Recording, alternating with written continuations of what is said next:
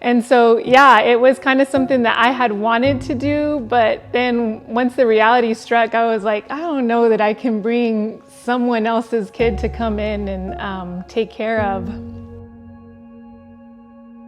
But once we got licensed, then like fear struck, and I didn't know really if this was something that I could handle. And so honestly, I just think it comes back to just the Lord and just His calling on our heart. And you know, when He calls you to it, He just puts it in your heart so much that you just can't even ignore it. And so it just got to that point where we just knew that our family had been called to foster, and we just ended up doing it and going through with it, but it was scary. Lulu, what are you doing? What are you doing? You're writing? One Hope has been amazing. I don't think I could do it with any other agency.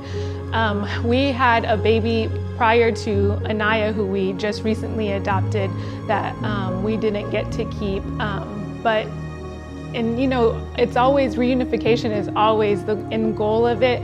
But once you bring in a baby and you get attached to her and you have her in your household for several months, just the reality of giving her back after, you know, 9-10 months sets in, and it's really, really difficult. And one thing that I've been just really touched is just the amount of support that One Hope gives. It seems like we had a really difficult case, and it seems like every time that we were going through something, they were praying for you. And I would get either a text message with a prayer or an email in my inbox, and it just seemed like those emails said the exact words and the exact prayers that my heart was needed.